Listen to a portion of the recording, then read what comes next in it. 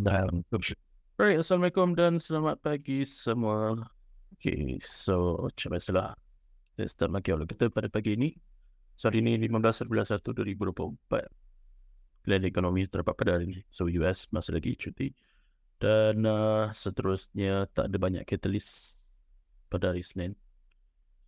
So untuk gold, so apa yang berlaku buat masa kini, kesan daripada isu geopolitical di mana US dan juga UK telah pun menyerang Yaman. Dan seterusnya telah menyebabkan pengukuhan semula di dalam pasaran komoditi emas disebabkan oleh isu geopolitik. Dan seterusnya sudah pastilah pelabu akan memasuki ke dalam pasaran safe haven, tetapi perlu ingat tidak semestinya pelabu akan memasuki dekat dalam gold sahaja. Sudah pasti ada banyak lagi instrumen-instrumen yang boleh dimasuki oleh mereka, termasuklah di dalam pasaran bond dan sebagainya. Dan jangan lupa kita juga ada safe haven daripada sudut komoditi dan juga currency, sebagai contohnya US dollar, CHF dan juga Japanese yen. Jadi weightage ataupun pemberat tu amat penting lah dekat dalam dekat dalam portfolios. Okay, so buat masa kini kalau kita lihat di carta daily adanya pembentukan reversal di carta harian, dan pada tempoh hari memberi petunjuk awal lah perubahan arah trend lebih kepada arah bullish buat masa kini. Dan selepas dapatnya kejatuhan pada tempoh hari disebabkan oleh reaksi pasaran daripada pengukuhan US dan yield, dan seterusnya telah memberi tekanan kepada pasaran komoditi emas untuk didagangkan rendah sebelum adanya kenaikan semula disebabkan oleh isu-isu semasa. Dan seterusnya pelabu juga beranggapan Federal Reserve akan menurunkan kadar faedah dalam masa yang terdekat, dan ianya sedikit sebanyak akan menyokong pergerakan harga emas ke paras yang lebih positif kerana emas adalah non-yielding asset, dan apabila US menurunkan kadar faedah, ianya dianggap murah untuk dimiliki oleh pelabur di dalam aset komoditi ini.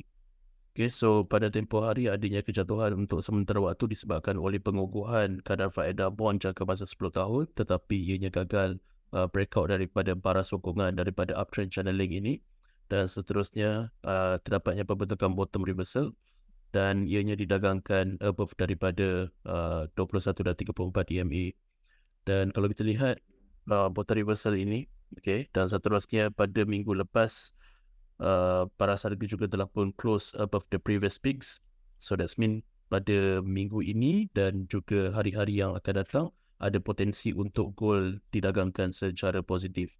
Bear in mind, monthly and weekly chart still lagi menunjukkan arah bullish pada ketika ini. So a lower decrease of time frame, for example on a daily and H4 or below, of course akan ada trend dia yang tersendiri, but primary and secondary still lagi menunjukkan bullish momentum. So kena berjaga-jaga. Perlu ingat higher time frame masih lagi dalam keadaan bullish. Jadi lower time frame eventually akan follow higher time frame. Okay. Untuk diksi ataupun US dollar index buat masa kini didagangkan secara merdata lah sejak minggu yang lepas.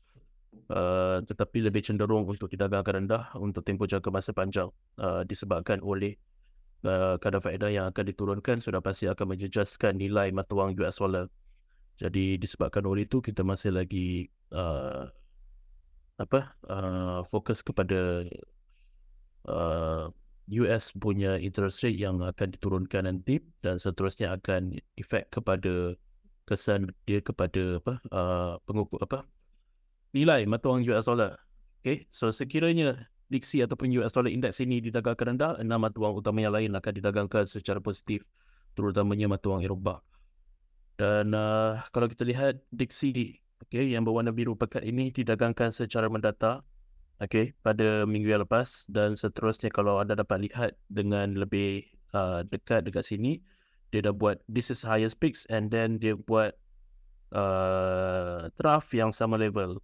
Tetapi dia punya peaks semakin rendah. So kalau saya akan tunggu dia breakout to the downside untuk confirmation, because dia boleh je buat kejap saya nak annotate. Dia boleh je buat sideways kat sini, kita panggil sebagai re-accumulation phase, and then dia breakout to the upside. So dalam keadaan sideways macam ni, it is better for you to wait until it breakout either side lah, sama ada dia breakout to the upside ataupun downside. So macam saya cakap tadi, kenapa saya cakap ianya lebih cenderung untuk didagangkan rendah, kerana mata wang utama yang lain menunjukkan adanya potensi untuk menaik. Jadi dia dah bagi kita hint sebenarnya dekat currency yang lain. So inilah yang kita panggil sebagai intermarket analysis. Apakah itu intermarket analysis? Iaitu menganalisa menggunakan instrumen ataupun pair yang ada kaitan dengan mata wang yang kita nak trade itu, dan seterusnya. Kadang-kadang kalau kita tak nampak pergerakan dengan lebih jelas, tempat lain akan bagi tahu kita hint ke manakah arah tuju dia. So kalau you guys tengok kat sini, euro yang berwarna orange ni pun dah buat apa, bottom reversal. Lepas tu yang berwarna biru cahaya ataupun warna turquoise ni, GBP US dollar pun buat bottom reversal. Yang ini pun kalau kita lihat warna kuning ni USD JPY, buat masa kini walaupun dia close above the previous peaks kat sini, okay, this is trough, close above the previous peaks, but apa yang kita boleh tunggu adalah tunggu confirmation daripada DXY, US dollar index ini. So that's why sometimes dekat sini dia bagi kita hint yang mata wang utama yang lain, sebagai contohnya euro US dollar nak naik, apa lagi ni yang berwarna ni, GBP US dollar nak naik, but USD JPY sepatutnya akan turunlah, because USD could be weakened, ada tendensi untuk weaken, but dekat sini ditunjukkan apa, it still close above the previous peaks. Okay, trough close above the previous peaks, ada tendensi dia nak naik. So there is no clear indication yang dia nak turun lagi, betul tak? So sepatutnya kalau DXY menurun, kalau DXY nak turun, USD JPY ini pun akan diberi tekanan untuk melakukan penurunan. But then apa yang berlaku? Dia masih lagi menunjukkan yang dia nak trade to the upside. So that's why kalau siapa-siapa yang ada trade DXY ataupun US dollar index dekat dengan broker dia, just wait for a confirmation. So right now there is no clear indication yang dia nak turun, tetapi lebih cenderung nak turun berbanding dia nak naik buat masa kini. Okay, walaupun there is no clear indication because it move in a sideways movement for now. So harus berjaga-jaga. Okay, so right, so itu saja untuk hari ini. So, ada apa-apa soalan boleh ajukan kepada saya sekarang.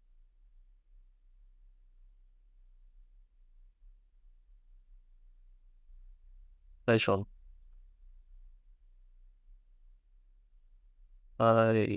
J, okay. Japanese yen. I tried use trading view. Okay. Okay, so Japanese yen in a long term run, as I said, of course Japanese yen will affected by lower interest rate. Of course, yen will be strengthened in the near future because yen is sensitive dengan kenaikan ataupun penurunan kadar faedah.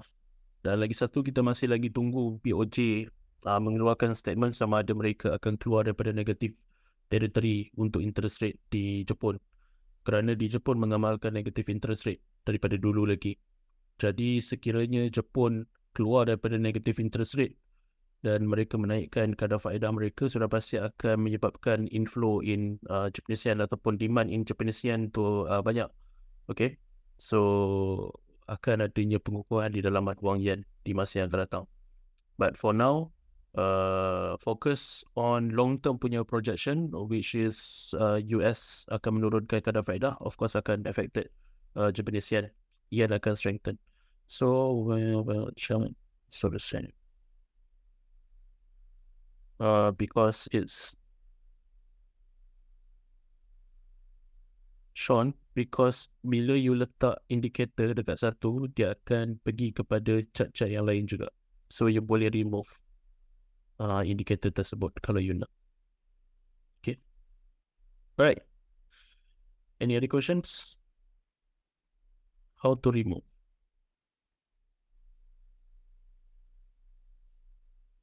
Okay. For example, I use Ichimoku Kinko Kyo. How to remove? Just go to the left column. Dekat sini ada remove drawing, remove indicator, done. Okay.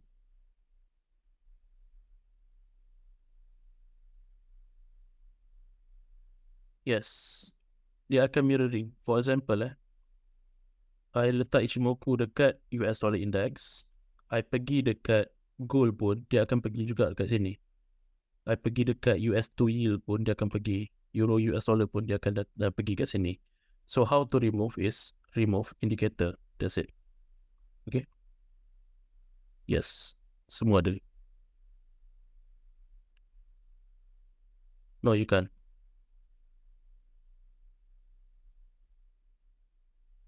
Okay guys.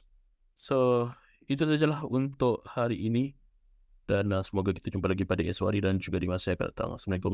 Terima kasih dan selamat sejahtera. Bye-bye semua.